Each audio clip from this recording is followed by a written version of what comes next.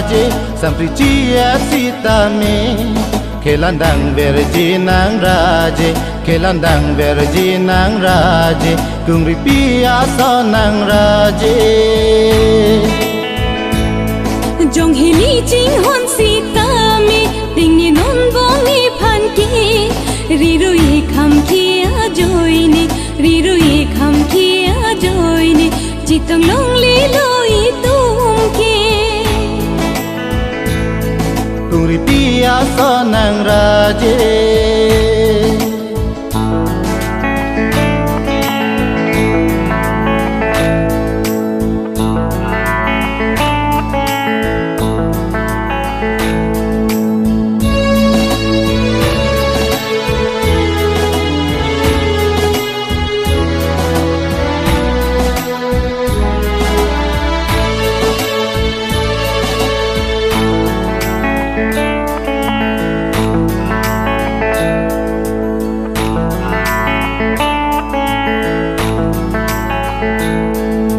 bonta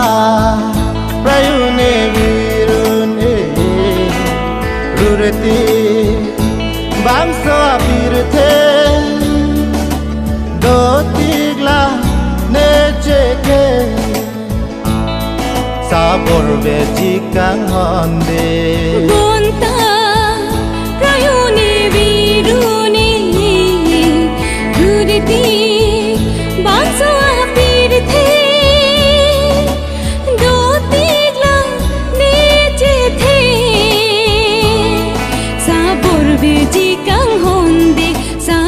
beji kang honde pia so nang raje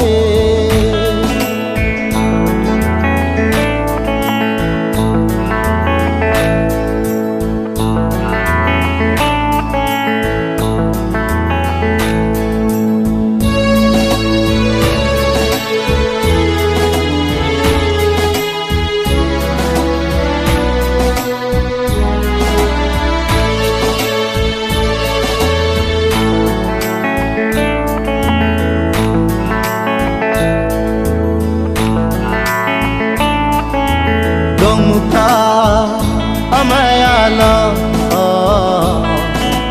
liche tha rui ni rui tha ma po liche than dama sa na sa domuka amaya lo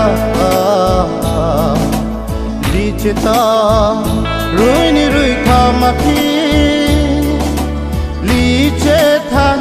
dama sa na sa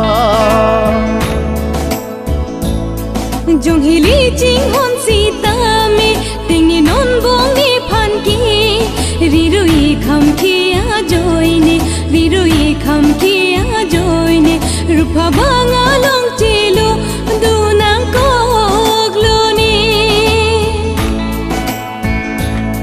jong hili jing hon sitame